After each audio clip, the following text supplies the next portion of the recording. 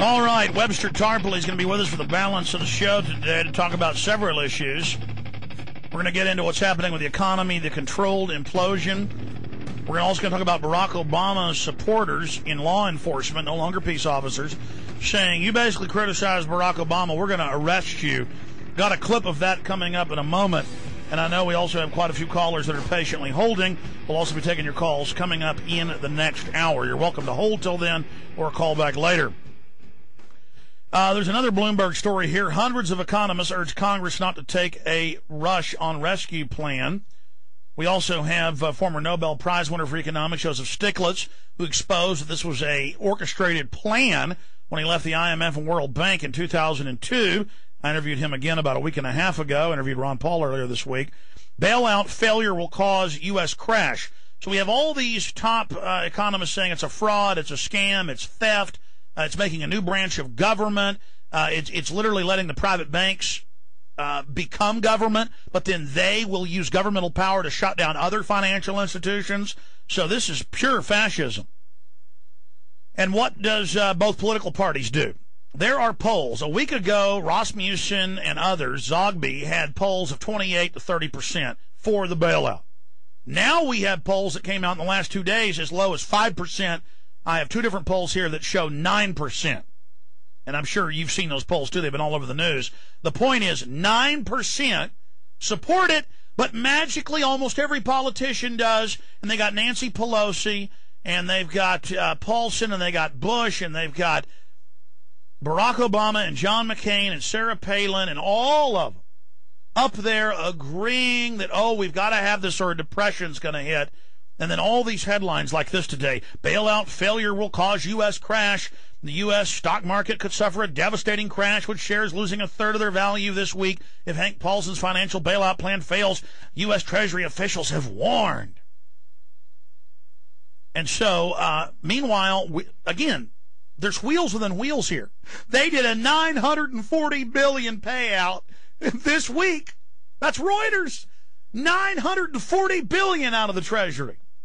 Just made up, put on our backs, devaluing the currency. You think on average 15% inflation this year. It was 10% last year. Now it's about 15%.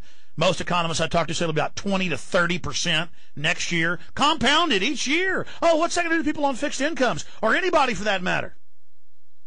And so remember, when you think inflation's been bad now with fuel and food and how? No. Wait until you get 20% compounded, not just 10 or 15. So all of this is going on, but the biggest issue here is that even in the newest version, even in the latest version, they are talking about making the Federal Reserve basically and private bankers the controllers of the Treasury, and then this small group of less than a dozen families that own the Federal Reserve, they control the federal regulators. They go out and take over whoever they want. They act as government. They have a letter of marque. Well, they're already doing that, just like they already spied on us without warrants and then went back and got the liability protection, the pardons. So there's just so many facets to this, but I just want to remind you, you're talking about $700 billion, it's really $5 trillion. And then in the last week, it was $940 billion, and they passed over $1 trillion defense budget Friday. So understand, ladies and gentlemen, they're also faking the liquidity crisis. The big banks are taking the money, because only select banks are being given this, the $940-something billion. And they got more than that in the last year and a half before that. They take that money, and then they ban shorting against themselves, as Webster talks about. They ban predatory action against themselves, but then attack the real economy, manufacturing, retail, the service economy. Then they're attacking that and taking that over right now. This is a vicious, militarized takeover. Webster Tarpley, I want to spend the 3 or 4 minutes in this segment first, because you're a top scholar. Going through your bio, it's long.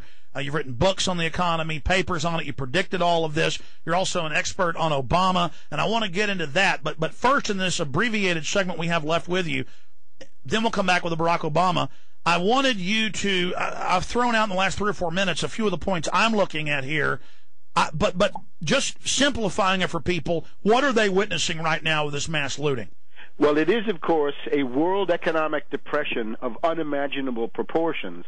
It is not controlled by anybody. There is no oligarchical banking group anywhere in the world that has any of this under control. But they are, well, let me stop you, but they are engineering more stealing. I agree it's out of control, but they are stealing. Opportunistically at various phases of the crash to try to direct it against others. But this is a genuine, authentic world economic breakdown crisis. It is the collapse of the Anglo-American system, the post-1945 dollar-based imperialist system. And above all, at the center of that, it is the crisis of the derivatives. We're told that this is a bailout of mortgages. That is a big lie. Yes. If the government were getting mortgages, they would have then income flows or houses. If there were no income flows, that would be much less serious. It would be bad. But hey, all the bad mortgages could have been paid off for less than $100 billion. That is admitted. So why are we talking about trillions and trillions? Because they've sold junk. One quadrillion, 1,000 trillion to 1.5 quadrillion of derivatives, and that is what's being bailed out. Now, you're very right to point out that this is monstrous, it's elitist, it's oligarchical, it's unconstitutional, it's criminal, and all this other stuff. Let me just focus on the other point. It's futile. You cannot prop up collapsing paper values in a panic. And the $700 billion, even though that seems like a very large sum, that is chump change. That is peanuts compared to the needs of financing this crash. The crash is inexorable. The crash is unstoppable. There is no way to prop these things up. Yes, and they know that. They know it ends in the end of the dollar.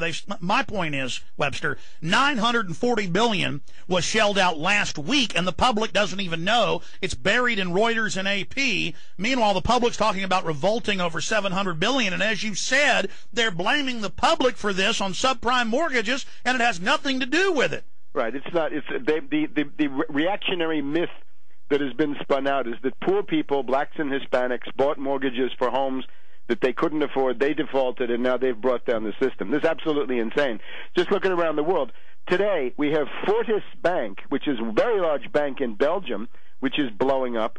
We've got Bradford and Bingley, which is the second largest mortgage bank in the United Kingdom. We had WAMU, the biggest bank in world history, to go under, went under 3 days ago. We had Washington Mutual. We also have HBOS Bank, another very large British mortgage. And 2 weeks ago, we had Fannie Mae and Freddie Mac. Okay, so it's an authentic world economic depression. Now, your basic choices are 3, and let me stress this. The first is the hyperinflationary bailout that you're seeing right now, which is what Goldman Sachs is demanding through Paulson, with the help of Pelosi and Reid and Obama. The Democratic Party is by and large the principal party of Wall Street and the bailout. And the real economy gets nothing. Absolutely. But we fit the bill for all of it. The 3 possibilities. Yeah. The first one is the hyperinflationary bailout. That's what you have to stop now. Any person of goodwill has to say no, no, no, 1,000 times no. However, if that's all you do, you get the second possibility, which is the deflationary crash. And people who just say no to the bailout, go back to the free market, unfortunately, that will get you into chain reaction bankruptcies of the large money center banks. It will lead to a general banking panic and a deflationary crash on the model of 1930, 31, 32. But with a stagflation overlay, you're still going to have the Weimar Republic type printing press stuff. Well, the printing press is the hyperinflationary one, so that would be number one. But you can have the two together. Yeah, you might have that too. You might have a hyperinflationary depression. That's certainly a possibility.